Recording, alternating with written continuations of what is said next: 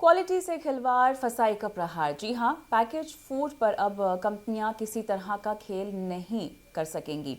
Food में जिस तरह के इंग्रेडिएंट्स डाले गए हैं, कितनी मात्रा में डाले गए हैं, उसकी जानकारी छोटे अक्षरों में नहीं बल्कि बोल्ड और बड़े बड़े फॉन्ट साइज में देनी होगी। इसके लिए सरकार की ओर से एक नोटिफिकेशन भी जारी करने की प्लानिंग है और इससे पहले रेगुलेटर की ओर से इस फैसले पर हरी झंडी भी दिखाई जा चुकी है। मतलब साफ है, आम लोगों को कोई भी पैकेज फूड खरीदने से पहले पता होगा कि उस प्रोडक्ट में कितना फैट होगा, कितनी शुगर होगी और कितना नमक होगा। आइए आपको भी बताते हैं कि आखिर सरकार किस तरह का फैसला यहाँ पर लेने जा रही है। इस पर बात करने के लिए हमारे साथ खास मेहमान भी जुड़ गए हैं। Shri Ram Khanna, managing editor, consumer voice. हमारे साथ doctor Debmalya Sanyal, consultant endocrinology, NHRN Tagore hospital, और Divya Gandhi, diet and cure clinic के एक्सपर्ट हमारे साथ जुड़ गई हैं। आप सभी का स्वागत है हमारी इस बेहद खास पेशकश में। तो चलिए खन्ना साहब, शुरुआत आप ही से करते हैं। मेरे ख्याल से इस बात की कवायद काफ़ी समय से शुरू हो चुकी है और गाहे बगाहे खबरों में हम इसी बात की चर्चा देखते भी आए हैं, करते हुए भी आए हैं कि जो इंग्रेडिएंट्स हैं वो तय मात्रा से ज़्यादा हैं या कई बार इंग्रेडिएंट्स का उल्लेख नहीं होता है या सही से नहीं होता है। अब एक बार फिर से हम देख रहे हैं कि न सिर्फ फसाई बल्कि सरकार भी इन पर नकेल कस रही है। कितना ज़रूरी कदम और कितना काफ़ी कदम आपके मुताबिक? देखिए, हमारे देश में जो पढ़े लिखे लोग हैं, उनको नहीं पता कि जो वो खा रहे हैं, उससे उनका स्वास्थ्य कितना करीब से जुड़ा हुआ है।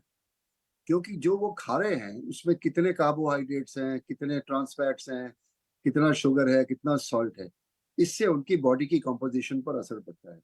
और ये मत भूलिए कि अपने देश में आधे से ज़्यादा लोग जो हैं, अनहेल्दी लाइफ़स्टाइल्स में वो खाते हैं, परंतु एक्सरसाइज़ नहीं करते।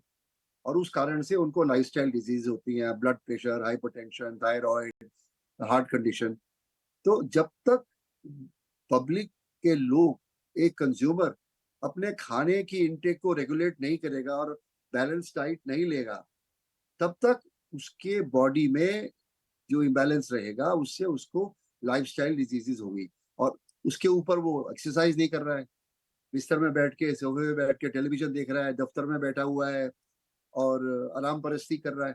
ना उसकी एक्सरसाइज है, ना वो मेहनत करता है, हाथ से काम करता है कोई, ना वो चलता है। तो इस सिचुएशन में ज़्यादा कार्बोहाइड्रेट्स, ज़्यादा शुगर, ज़्यादा सॉल्ट, ज़्यादा ट्रांस फैट्स खाने से उसको बीमारी लग सकती है।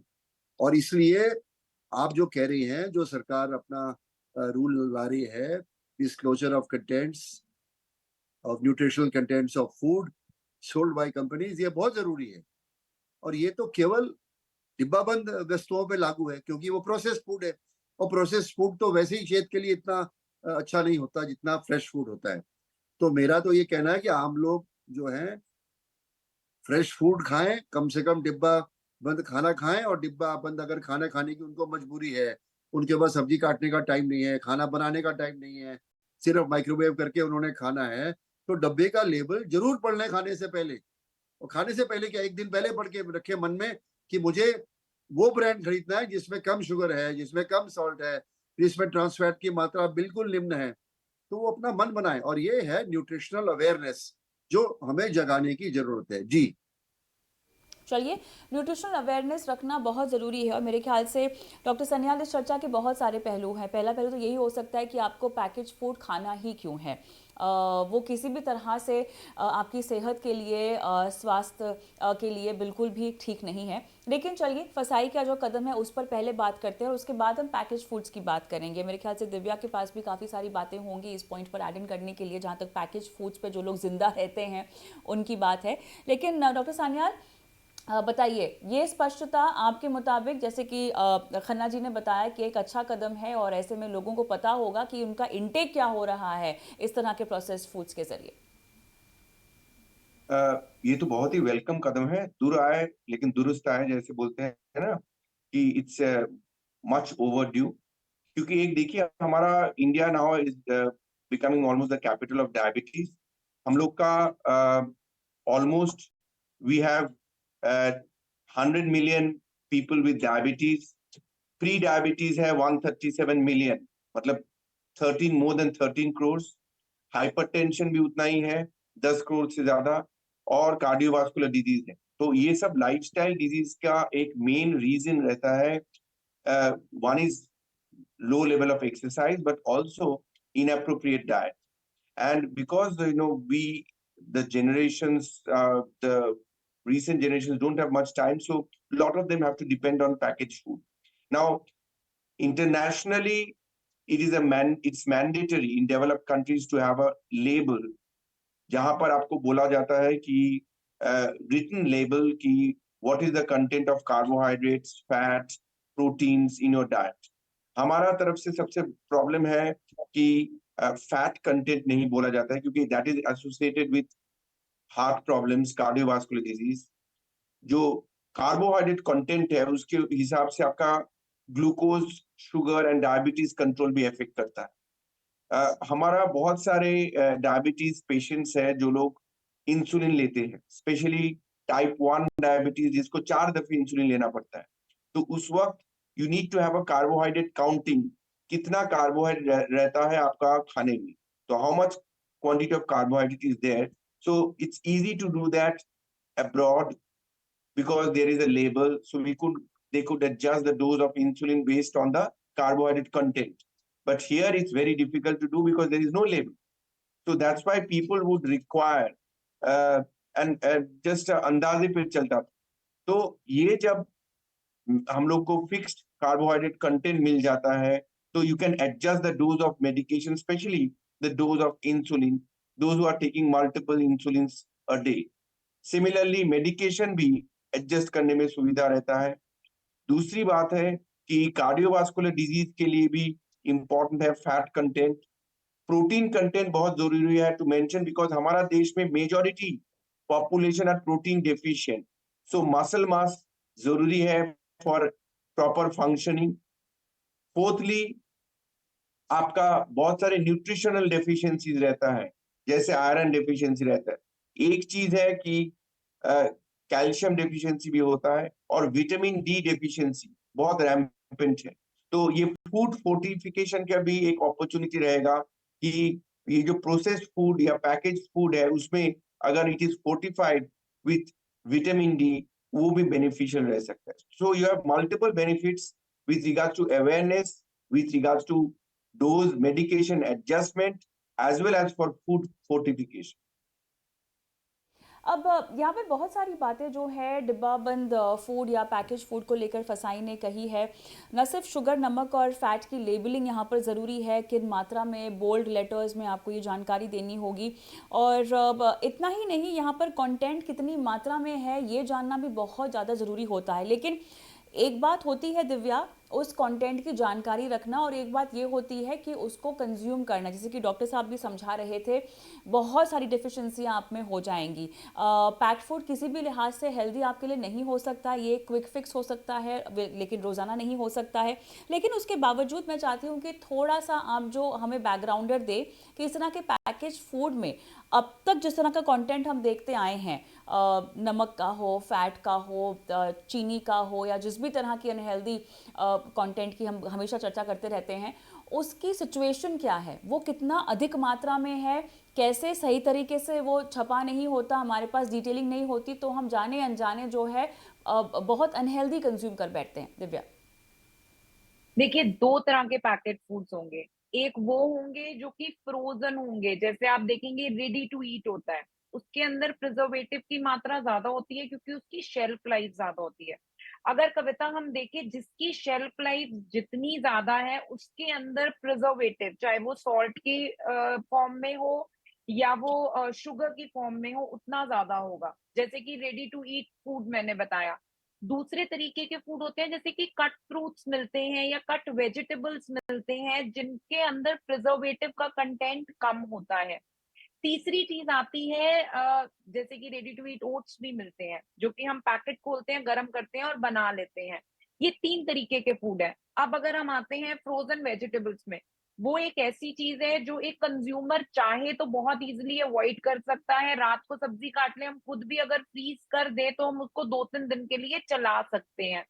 दूसरी चीज आती है रेडी टू ईट स्नैक्स आ रहे हैं, फ्राइज आ रहे हैं, फ्रेंच फ्राइज आ रहे हैं रेडी टू ईट। अगेन अगर हम चाहें वो है हमारी नेसेसिटी नहीं है, उसके अंदर उसकी शेल्फ लाइफ अप्रोक्सीमेटली 1 साल तक की होती है। उसका पैकेट देखेंगे 1 साल तक वो बिल्कुल इंटैक्ट रहता है। इसका मतलब उसके अंदर प्रिजर्वेटिव ज्यादा है। इनमें से कुछ चीजें होती हैं जिसमें सॉल्ट और सोडियम के अलावा, सॉरी सॉल्ट और शुगर के अलावा और भी प्रिजर्वेटिव यूज होते हैं, जैसे कि BHA and BHT। BHA and BHT पे अभी रिसर्च चल रहा है कि ये जो है it can be carcinogen, carcinogens के प्रोडक्शन को इंक्रीज करता है। तो जब भी आप कोई पैकेट प्रोडक्ट लेते हैं जिसकी शेल्फ लाइफ ज्यादा है, आप इन दो चीजों को देखिए। अगर उस पैकेट में ये दो चीजें हैं, it's a big no no. ठीक है। अब बात आती है जैसे कि हम ओट्स लेते हैं या मैगी लेते हैं, इनके अंदर भी सॉल्ट और सोडियम का कंटेंट ज्यादा होता है। एक चीज आती है हमारे नमकीन। लोग बोलते हैं आजकल हेल्दी नमकीन आ रहे हैं, जैसे कि मुरमुरा आ रहा है, सॉल्टेड मुरमुरा आ रहा है, सॉल्टेड मिलेट्स आ रहे हैं। लोग उसको ब्लाइंडली कंज्यूम करते हैं उसका ग्रेन देखकर, वो उसके अंदर जो प्रिजर्वेटिव डला हुआ है उसको नहीं देखते। बहुत सारे लोग हैं जो पफ्स खा रहे हैं, ज्वार पफ खा रहे हैं, because it is healthy, sugar के लिए अच्छा है, ब्लड प्रेशर के लिए ज्वार अच्छा है, लेकिन उसके अंदर जो सॉल्ट और शुगर एज अ प्रिजर्वेटिव डला है हम उसको इग्नोर कर देते हैं।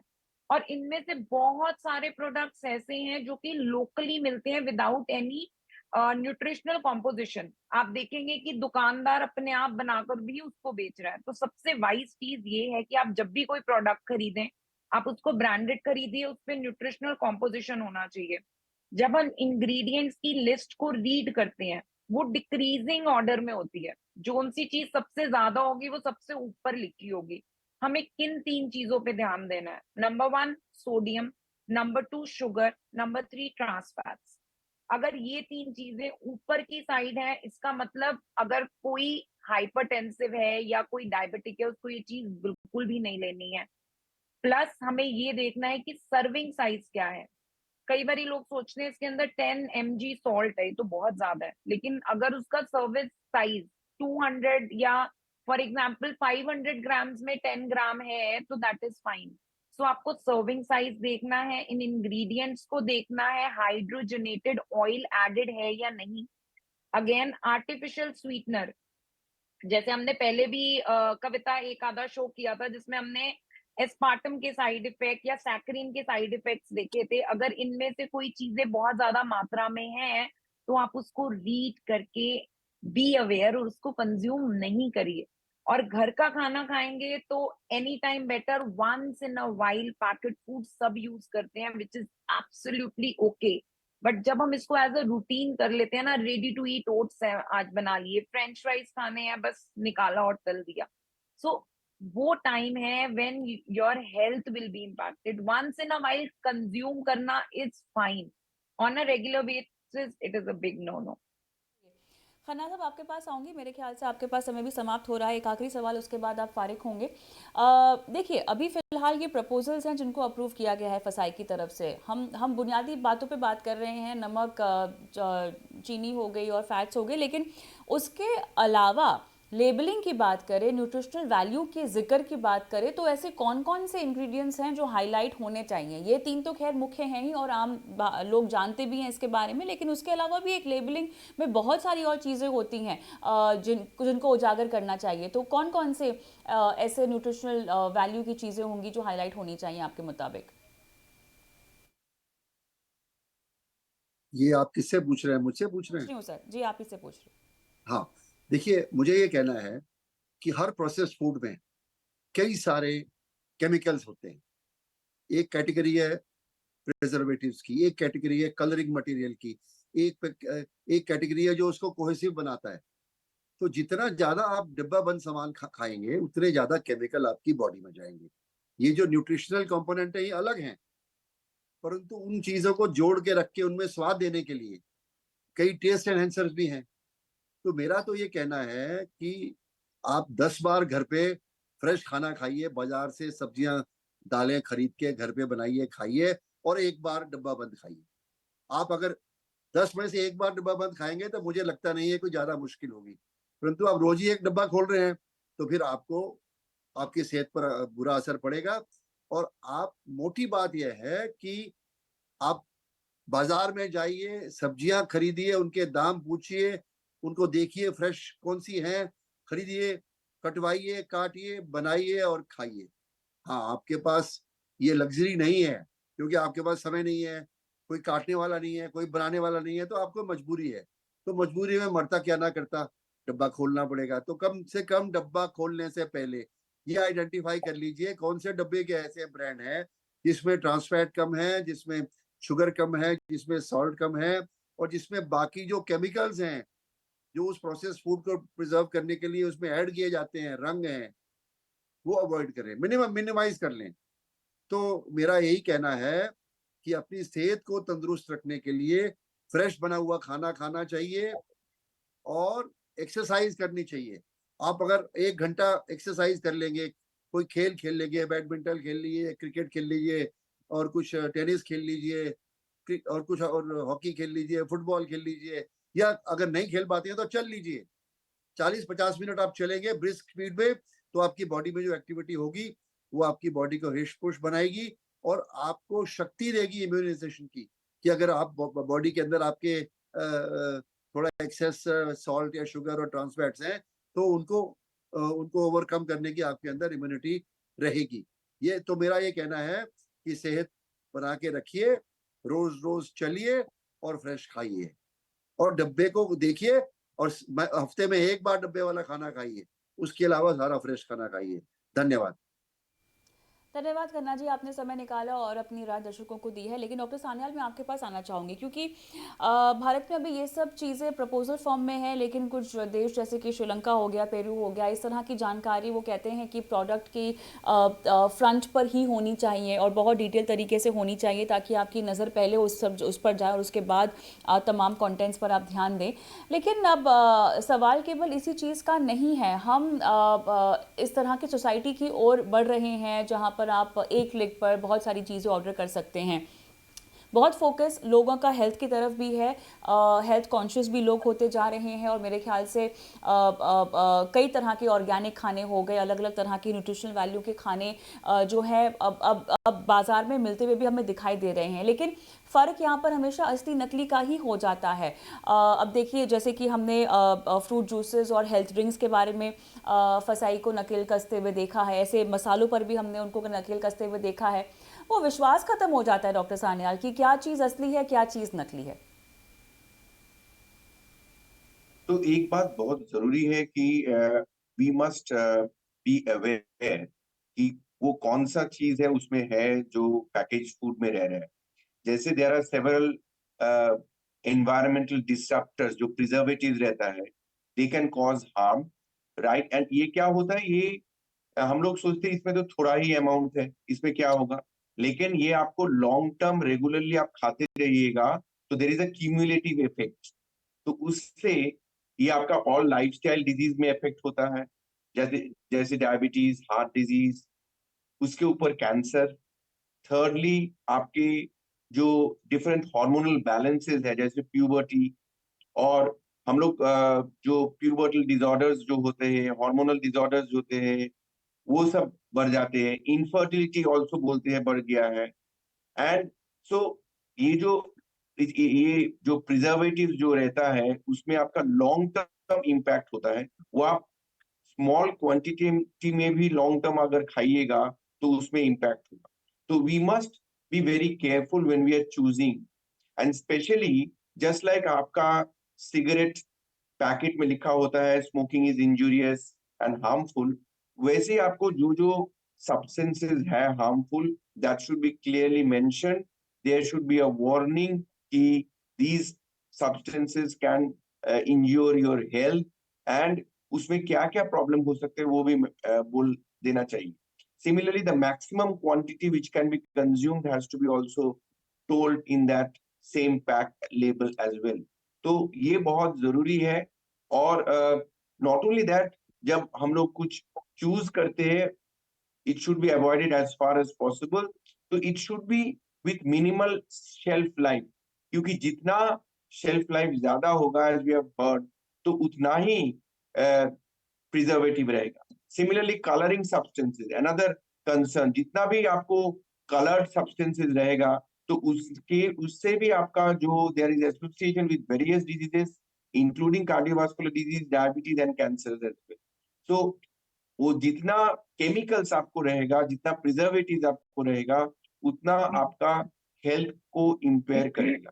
So apart from knowing what is the nutritional content, वो आपका कार्बोहाइड्रेट, फैट, ट्रांस फैट कितना अमाउंट है, कौन सा बेहतर है, उससे भी जरूरी है. और along with that to understand what are the harmful substances there, what are the preservatives there, and there should be a clear warning in the label mentioning that these substances are harmful and इससे ज्यादा quantity नहीं खाना चाहिए. तो these are absolutely necessary because ये क्या होता है, ये आप एक दिन में आपको पता नहीं चलेगा, ये आपको कंटिन्यूअस लॉन्ग टर्म 5 साल 10 साल के खाने के बाद तब आपको इम्पेयरमेंट होगा, हेल्थ में प्रॉब्लम आएगा, तब तो आप सोचेंगे उससे नहीं हुआ है. तो that is very important to understand. और ऐसे में दिव्या, ऐसे कौन से लोग हैं जिनको अगर कोई बहुत स्पेसिफिक बीमारियां हैं तो इस तरह के पैकेज फूड भले ही तमाम तरह की डिटेलिंग के साथ आए, आप बिल्कुल ही अवॉइड करें? So people, especially before I leave, people, especially those who have cardiac disease, those who have cancer, who have diabetes, probably they should be very careful, and also young people, because all of these packaged foods are associated with pubertal issues as well. So young children, young adults, and people who have diabetes, cardiovascular disease, and cancer, they need to be very careful if they are choosing packaged foods. धन्यवाद doctor. कविता, अगर हम इसको आगे इसके बारे में बात करते हैं तो जिनको भी पीसीओडी या इंसुलिन रेजिस्टेंस है उनको ये चीजें कंज्यूम नहीं करनी चाहिए. आजकल चाइल्डहुड ओबेसिटी बहुत ज्यादा है. क्योंकि बच्चा सुबह स्कूल जल्दी जाता है, इस वजह से हम उन्हें पैकेट फूड्स देते हैं, जिसकी वजह से insulin resistance plus diabetes, PCOD and hypothyroid बहुत तेजी से बढ़ रहा है. सो बच्चों के लिए it is a big no no. Second, अगर हम बात करते हैं तो हाइपरटेंसिव लोगों को पैकेट फूड नहीं लेना चाहिए. जो बहुत कॉमन पैकेट फूड लोग यूज कर रहे हैं वो है कोल्ड मीट. हम सीख कबाब खाते हैं या सलामी खाते हैं. फॉर दैट मैटर, अगर हम वेजिटेरियंस में भी बात करें तो रेडी टू ईट टिक्कीज आती हैं जो कि हम बर्गर के बन में डालकर दे देते हैं. तो ये सारे प्रोडक्ट्स जो हैं हाइपरटेंसिव को नहीं यूज करने चाहिए. डायबिटीज में भी पैकेट प्रोडक्ट्स नहीं यूज करेंगे क्योंकि उसमें शुगर की मात्रा होती है as a part of preservative. अगर आपको कोई भी डिजीज है, ऑटो इम्यून डिसऑर्डर जैसे कि हीमोलिटिक एनीमिया हो गया या एलोपेशिया एरिथिया हो गया, कोई भी ऑटो इम्यून डिजीज में पैकेट फूड नहीं लेते हैं क्योंकि वो एग्रवेट करता है. सो ये सारी डिजीजेज हैं जिसमें पैकेट फूड नहीं लेना चाहिए. एंड अदरवाइज ऑल्सो, अगर आपको कोई बीमारी नहीं है, आप अगर इन चीजों का कंजम्पशन रेगुलर बेसिस पे करेंगे तो आपको आज नहीं तो कल कोई ना कोई मेटाबॉलिक डिसऑर्डर हो ही जाएगा. So the best part is सबके पास 24 घंटे हैं. आप जो भी कमा रहे हैं उसको डॉक्टर पे देने की जगह अपना थोड़ा सा टाइम मैनेज करके आप घर पे खाना बनाइए. Once in a while eat packet food for taste and for convenience, otherwise it is not needed. चलिए, तो कुल मिलाकर यहाँ पर फसाई ने भले ही ड्राफ्ट प्रपोजल्स को मंजूरी दे दी है और एक तरह से एहतियातन बहुत अच्छा है कि आपको किसी भी पैकेज फूड के इंग्रेडिएंट्स पता हो, लेकिन अंत में सेहत आपकी है और प्लान भी आपका होगा कि इसको आगे और कैसे बेहतर रखना है या इसको बिगाड़ना है. तो एक हेल्थ कॉन्शियस अप्रोच अपनी लाइफस्टाइल को लेकर, अपने खान पान को लेकर आपको ज़रूर ही अपनानी चाहिए. बहुत बहुत धन्यवाद दिव्या, समय निकाला और दर्शकों का मार्गदर्शन किया. इस पेशकश में आज मुझे भी इजाज़त दें. नमस्कार.